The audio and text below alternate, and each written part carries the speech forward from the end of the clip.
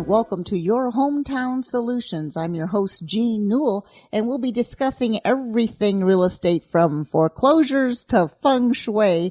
And in the studios with me today is Jonathan Lack, a real estate attorney, broker, and owner of Waterview Title. And also in the studios with me is our favorite senior mortgage consultant, Carolyn Wolfe. And she's with Certified Mortgage Planners. Welcome, Jonathan and Carolyn. Thank you, Jean. Glad to be here. Well, we have a lot to discuss today on our half-hour show. We like to inform our audiences because there's so many things out there now with real estate that it's important information, and a lot of people are still using old information that they might have known from years ago, or they're not aware of what's going on. So, Carolyn, and Jonathan, let's talk a little bit about some of the questions that people might be asking over time. In fact, I have 199 questions that buyers and sellers should be asking their real estate agents, hopefully not all at one time, right, Jonathan? Right. And some of the questions we're going to be talking about are, number one, how does owning compare to renting? That's one of the things we'll be discussing. How do I know how much I should budget for my mortgage payment? That's number two. And the third question is, should I purchase if I know I'm leaving the area soon? So that's some of the things that really affect us here on the Space Coast. And of course, if you're living in another part of the nation, we try to make our show generic enough that you will gain information no matter where you're living. But we are recording and our live shows here in the studios on the Space Coast. So, Jonathan Lack, let's talk a little bit about your companies because it's so important to know the differences between real estate companies, brokers, real estate associates. Let's start first with your law office. You have Lack and Lack Chartered, and you're attorneys at law, and that you specialize in real estate law. What are some of the reasons that you can think of just off the top of your head right now on why people might want to get in touch with a real estate attorney versus a real estate agent in the very beginning of their real estate search? All right. Well, thank you for having me on the show, Jean, and it's always a pleasure to be working with you. Lack Chartered is a transactional real estate law firm. It's my father and myself in practice together, and we specialize in representing buyers and sellers in connection with transactions, real estate transactions, both commercial and residential.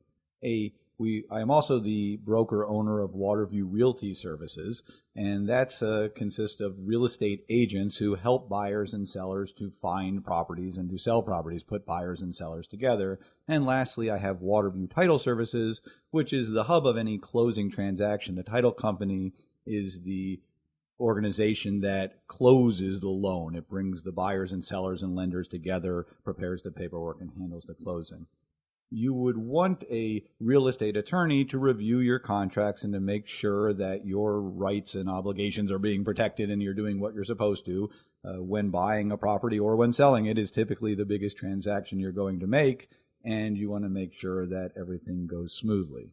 One of the things, we're both from South Florida, and we moved up here, Jonathan and I, several years apart, but we're both from South Florida, and I've been up here since 1980 on the Space Coast, and you've been here since, when was it? 2003. 2003. And so we really understand the market and what's going on, but one of the things that I remember when I first came here in the early 1980s is people would come to me, and I worked in a development called Suntree, which is kind of a mini version of a city, really, because it had everything there, houses and townhouses and so forth. But they would come to me and they'd say, do we need a lawyer to look at our contract? And we were always programmed to say, no, you don't need a lawyer because we have a title company, there's title searches, and you close with a title company in Florida as opposed to other states. But I'm retracting that now from my language, because there's many people that, especially if they're coming from New York, New Jersey, some of those areas, that they're used to using a lawyer to write up the contracts or at least review them.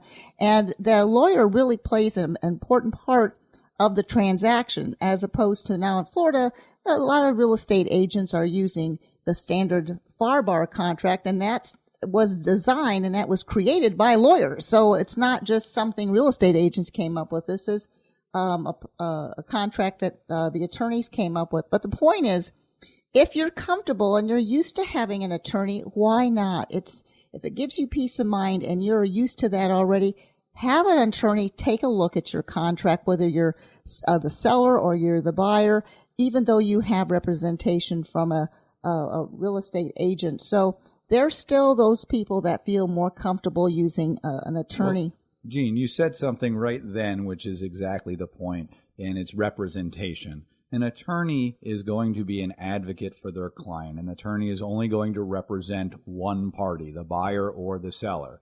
Now, as a transactional attorney, my goal is to make the transaction goes. If my buyer wants to buy the property, then I'm going to do everything I can to assist him with the purchase. If my seller wants to sell the property, I'm going to do everything I can to assist him with the sale. It is not my job to interfere or cause trouble or make the transaction more difficult. Quite the contrary, my goal is to make the transaction go smoothly. However, I will be representing the interest of the buyer or the seller. So in some cases, I may get a buyer who has certain particulars that they need. Now, a real estate agent, and again, I am a broker as well, so I wear that real estate agent hat. And as a real estate agents essentially represent the transaction, or they represent the seller. Their goal is to get the property sold. So buyers who are buying property, while there are provisions for real estate agents to act as buyer agents, that is the uncommon, that is more rare. Typically, a real estate agent is representing either the transaction or the seller. So when you're buying a property, which is typically the biggest purchase you're going to make to date, you want somebody representing your interest and making sure that your needs are covered and that you're protected. And that's the primary difference with a real estate attorney and a real estate agent as far as advocacy and representation. Obviously, some of the other differences are, as attorneys, we can draft contracts and we can prepare documents and we can do things to protect the parties and make sure the transaction goes smoothly. But again, real estate agents serve their very valuable purpose of finding a perfect home for a buyer and helping find a buyer for a seller. And real estate agents assist with things like inspections and surveys and finding somebody perfect like Carolyn to get a mortgage for you. So each of the different players in the real estate transaction plays a different role. Well, I want to bring Carolyn in on this conversation, but on contracts, I can remember when I got here in 1980, the contracts were legal size paper and was two sheets of legal size paper. Now they're upwards to 12, 16 pages. A tiny little print, two sides, it's very complicated, and there's other addendums that have to be added. And there's so many places in a contract that it's a fill in the blank. But if you don't fill it in properly, it makes everybody, especially Carolyn, because she's going to be one of the first people to receive that contract. You want to have all those documents and all those dates filled in properly, which I want to do a little plug for you, Jonathan Lack from Lack & Lack Chartered, as well as Waterview Realty. You actually teach the 3,500 licensed real estate agents in this area how to fill out a contract. It's that complicated. It's not just a template base. It's now up to a 3-hour course. Isn't that correct? It's actually now 4 hours. 4 hours. So we have 4 hours to fill out a document that is a fill in the space, because again, there's just so many things that people don't understand. It's a very important document that if you don't get it right, there's too many opportunities when you're technically what we used to call out of contract, which means that you really don't have an official contract anymore because someone didn't do something on a specific date that they were supposed to do, because there was nobody really guiding someone through the process. It has gotten to the point that it's so complicated now. There's really administrative assistance to help the real estate agents. That's one of the things that we have at Waterview Realty, is that you have people there helping move things along on a timely basis. If there's ever a question, we are able to walk in, knock on Jonathan's door and say, Jonathan, what do you think about this particular clause, or how do we address that? It's so nice to have law right there. We got the law. Well, and the law won. Now, considering what we were just talking about on contracts, Carolyn Wolfe, with certified mortgage planners. Before we go any further, you have a special number. We want to make sure we're legal with the government. You have to hand out or specifically state your NMLS number, not MLS like multiple listing service. This is NMLS, which stands for what, Carolyn? It stands for National Mortgage Licensing System. All right. So she can't speak without saying that license. Give us your license number. Thank you, Jean. Yeah, we just want to be compliant. My name's Carolyn Wolfe, and I'm with Certified Mortgage Planners, and my license number, NMLS number, is 268538, and our office number is 1420061. There we go.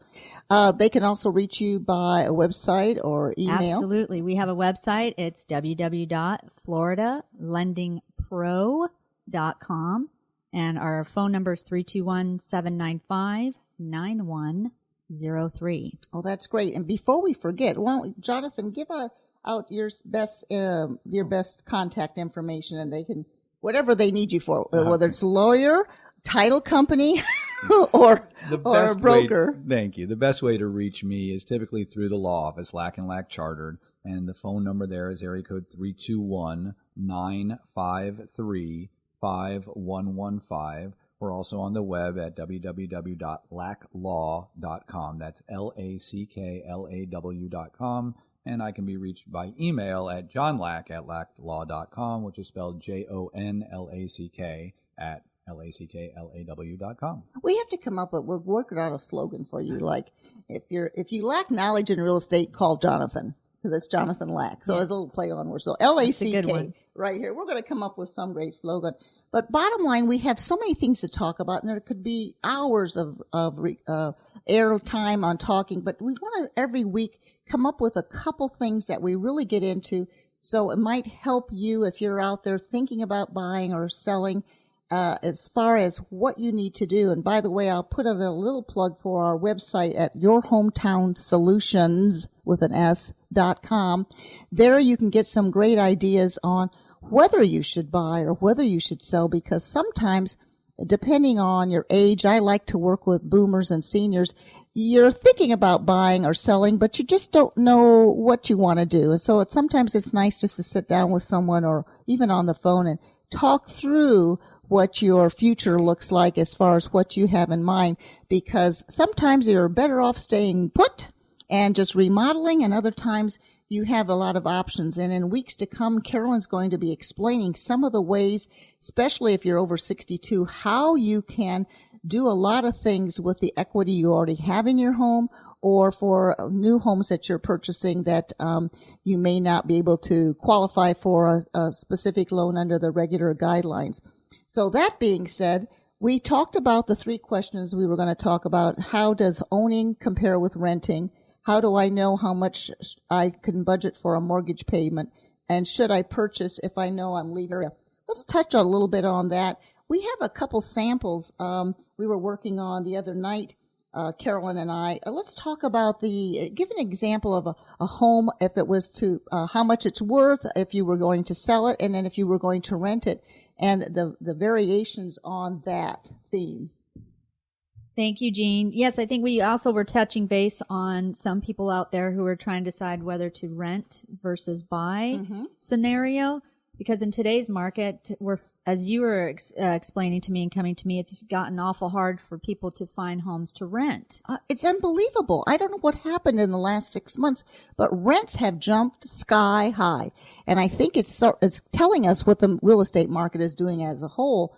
Is there for a while, about 2 years ago, we were seeing a lot of people flipping houses, right. And all of a sudden all these flipping companies come out of the woodwork and are advertising on TV, get in there, and you're going, oh, the market must be picking up. They're really selling all these how to flip a home and all. But all these investors have purchased at a good time. I think for some reason, here we are with interest rates very low, right. And yet the rentals are sky high now.